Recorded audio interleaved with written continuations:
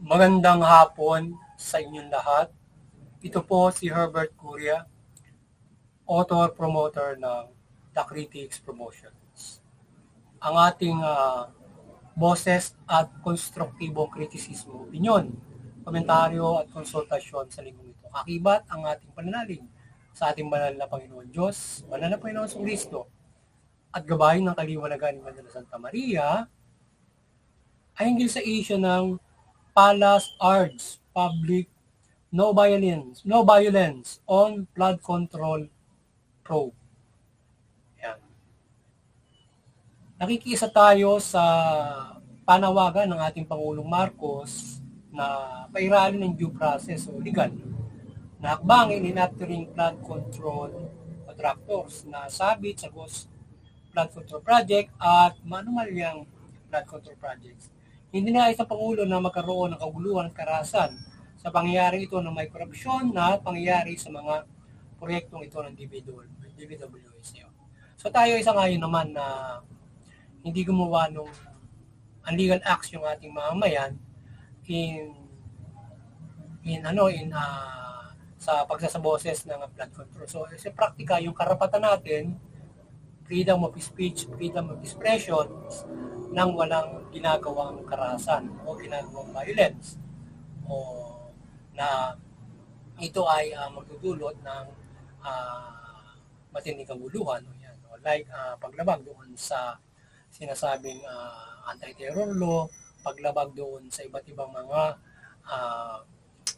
mga batas na maaaring mangyari dahil sa hindi natin makontrol na pagkagalit dito sa mga kurap, mga abusado na mga nasa DPWH, contractors na mga gumawa ng anomalya sa flood control, bilyon-bilyon. So ngayon, ay sana maging mahinahon at magsaboses ng maayos even though magsaboses ng prayer rally para umiral yung katarungan dito sa ating bansa sa pagpapairal ng pamahalaan. Isaboses sa pamahalaan ng pagpapairal ng katarungan through our freedom of expressions, freedom of speech. At sana respeto yan ng ating pamahalaan, ng buong pamahalaan, freedom of expression, freedom of speech. Kanya lamang, syempre, respeto rin yung karapatan ng mga akusado at no violence. So, sang-ayon tayo na dapat masunod ang legal and due process laban sa mga inaakusa, mga contractors at hindi gumawa ng marahas na hakbang ang mga tao sa kalitinasan na discovering ito ng mga anomalies in flood control projects. May karapatan din ng mga ito para sa due process at ipagtanggol ang mga sarili in a legal ways o justice process ng ating pamahalaan. So, always tandaan natin ang equal protection of the law. So, yun naman ang nais natin lahat. Equal protection of the law, justice. So, kung magpapairal tayo ng justice, hindi rin natin dapat lalabagin ito. So, may galit man tayo. So, iwasan natin yung marahas na o yung violence. So, isa-practice natin yung ating mga karapatan, magginayin tayo sa gobyerno, magginayin tayo doon sa mga kontrakto, sa mga harapan ng opisina nila, doon sa mga na tayo ay nasasaboses ng hinaing sa kanilang mga nagagawang yan. Pero iwasan naman yung marahas na hakbang. So, respect their rights also. At huwag nating gawin na tayo ay para kagayan nila na walang manitari sa karapatan ng mamamayan na maprotektahan yung buhay nila from that sa ginagawa ng korupsyon. So, hindi natin mayaalis sa taong bayan na magalit, magitngit sa pag-alaman na ito na may korupsyon na dapat patunayan at may dapat managot sa mga na-discovering anomalies sa flood control project. Subalit dapat mairalin nila ang legal at due process and fair justice. So, ang dapat na pangunahin na hinahingan ng taong bayan o mga relisa at mga aktivista ay itong kawani ng pamahalaan o sangkot sa korupsyon na mga na mapatunayan ng mga sangkot dyan sapagkat kung hindi sila kaisa dyan at istrikto sila sa pagpapatupad ng proyekto ay walang korupsyon na nagagawa ang mga contractors in every steps na gagawin nila to finish the project na kontrato nila sa pamahalaan lalo na may issue ng cost project. So kaya yung ating mga kababayan, pangunahin na magsaboses doon sa DPWH, sa pamahalaan, na sila ay sa boses natin, yung pagpapairal ng fair justice, kaya magsaboses tayo sa Kongreso, Senado, na maging patas sila sa kanilang investigasyon, fair justice, para umiral yung katarungan, mapanagot yung mga sangkot, yung mga nasa DPWH or maging sa kontraktor. At sana ito ay mangyari. At huwag gumawa ng arasan o anumang mga injustices para hindi naman yung mga kababayan natin ang siyang malitis pa for obtaining the justice, di ba? So kaya maging matibay tayo in our voice, in our freedom, in our karapatan. Nasunod din tayo doon sa karapatan at legal at justisya. So dapat ganun natin yung gawin. At mapanagot natin sila through that, sapagkat hindi naman yung mamamayan nila magpapanagot dyan sa mga yan sa pamamagitan ng pag-arali o sa pamamagitan ng mga marahas na bagay, kundi sa pamamagitan din ng paglilitis at maipakulong ang mga taong yan ng ating pamahalaan. So let's make a good voice to our government, practicing our rights. So, yan yung ating consultation, yung ating kritisismo sa ating mga kababayan na mga nagrarally, nagkikilos protesta, nagkakaisa, tayo humihikayat pa rin na mag-isa nga doon. Kaya lang, no violence. Basta sa boses natin ang pupay ng karapatang tao, patas na hustisya sa ating pamahalaan. So ito mga corrupt officials, mga kontraktor na sangkot, ay dapat managot ng plunder o ng mga kulang kaso sa mga nakorrupt nilang nakaw nila ang pera ng bayan. Sana kung yung 50 million and above, ano na yon, plunder. Kung gano'n yung Ghost Project, yung Ghost Project, kumahalaga ng nasa 90 million yata yung kanila Ghost Project. So, may plunder na agad. Kung sino yung contractor na Ghost Project, ayun, kakarapin sila plunder. Sana mapatunayan ng ating Kongreso walang takipan para mapanagot yung mga nasa DPWH at mga kontrol. Hindi po pwedeng at saka maging yung congressman na sumala ng mga nakaraan o mga ilan nakaraan pa na mga maaaring yun ay sana tanga lang sila nanalo ko para makalusot yun or else kaisa sila. Kapag kaisa sila, dapat mananagot sila. Diba? O ano man hatian ang ginawa nila dyan. Lahat ng sangkot. Diba? Kasi bakit nakalusot doon sa panel nung sumasala sa DPWH yan na may proposal na ganyan ng mga ghost project. Yan. At bakit hindi nyo na-check na yan ay may gumagawa ng mga walang hindi natatapos, aside from ghost project na walang ginagawa, hindi siya natatapos at saka hindi siya quality. Dapat na-check pa lang sa ano pa lang tawag dito. Yung pa lang sa pag-i-install ng kanyang mga dapat alam na niya, nakikita ka niya na standard yung mga ginagamit na mga kagamitan. Yan, di ba?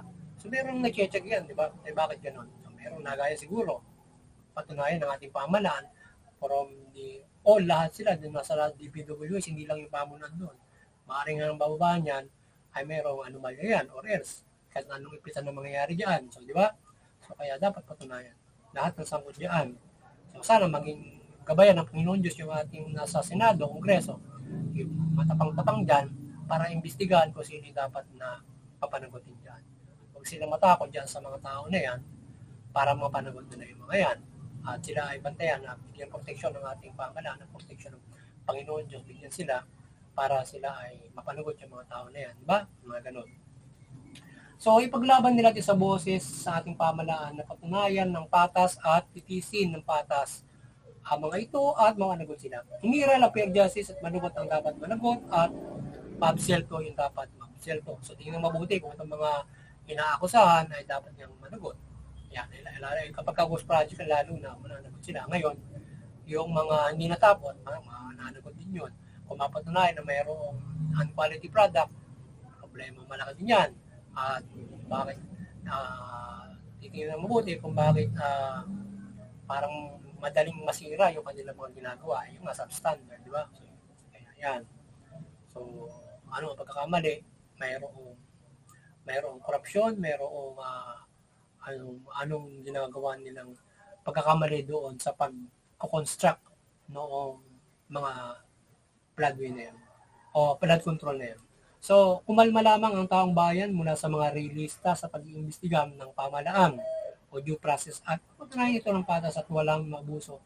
Di na sinasangkot na hindi naman talaga sila kasangkot. Ayun. At saka sana,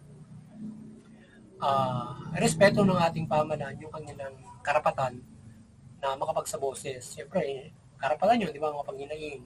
Karapatan nila na makisa doon sa pagsasagawa ng sistema para papaano ba dapat gagawin yan. Kagaya ginagawa natin, yung pagsasaboses natin na lagyan ng sistema yan para hindi ganyan yan. So, makisa ang lahat para magkaroon ng sistema yan para hindi nakukurap from the proposal, preparation of budget, from the scrutiny ng panel ng Senate, Congress, yan. Dapat hindi nalulusutan yan. Pamilyar, bakit nalusot yung Congress? Ang iigap nila ron, di ba? Nakapagtaka, di ba? Ang iika, kagaya nga kay BP Saran, ang iigap nila ron. Tapos, ganun, di ba? Na yung kay BP Saran, pinagdidiinan nila, mali pala sila ron. Tapos, meron namang silang pinalulusot. Yun ang talagang kitang ghost project, di ba? Ganun. So, kaya, gawin ang lahat kung ano ang magagawa dyan. At sana yung Panginoon Diyos gabayan yung pamahalaan, maliwanagan, at sila ay mapagbago, at sila ay yung iba ay umilalsa ng hustisya, at doon sila pagbaguhin sa loob ng gulungan, or else yun, balik nila yung kanilang mga nakurakot yan, sa taong bayan para ito ay maitayo ng mas mahusay na flood control para doon sa mga binabaha. Talaga na sila ay maprotektahan yung mga bahay nila, mga kabuhayan nila, mga buhay nila from that na tumataas hanggang bahay o kahit hanggang bewang man lamang yan, ay nakasisira ng kasangkapan yan, nakasisira ng bahay yan, nakasisira ng mga kabuhayan. So, diba? Ayan, lalo na yung mga walang, yung bahay mo, bungalo lang, wala na. Sira na lahat ng gamit mo ron, hindi mo na may tataas yun di ba? Pero kung may up and down ka, maaari may taas mo pa yun. Pero kahit pa paano, di ba, yun, linis ka lang. Yung abala rin ay yung negosyo mo, di ba? So ngayon, muli, maliwanagan ang ating banal na Panginoon Diyos, Panginoon Santo, Banal na Espiritu, Banal na Santa Maria, yung ang ating bansa mula pamahalaan at mamayang Pilipino, yung pamahalaan, mamahala ng mabuti, matuwid, gawin yung karapatan ng tao, at sa justisya, iwasan ng pang-abuso, korupsyon, presyon. Yan. Yung mamamayan, iwasan yung paglaban sa pamahalaan, paglabag sa batas. Suportahan yung mabuting pamahalaan, patas na justisya, karapatan ng tao. Sa gayon, mamumuhay tayo ng mapayapa, ayon sa karapatan, bunlad. Sa lahat makakapanampalataya tayo sa Panginoon Diyos, mula Panginoon sa Kristo, at magkaroon tayo ng malaking pag-asa sa ating kaligtasan spiritual sa magaan na pamumuhay ito. Kaysa tayo ay magulo, digmaan, masamang pamumuhay. So, yan. Gayunman, kahit gano'n ang status ng basa tayo ng palataya, maging matatag tayo. In faith in God, huwag tayong gagawa ng hindi mabuti. Ayon lagi sa Panginoon Diyos at sa mabuting pamahalaan. Uli, at ayon sa karapatan, magandang hapon sa inyo lahat. At God bless you. Yan. Sana patuloy tayong pagpalaing, protektahan ng Panginoon Diyos at sama-sama tayong mabuhay ayon sa mabuting balita.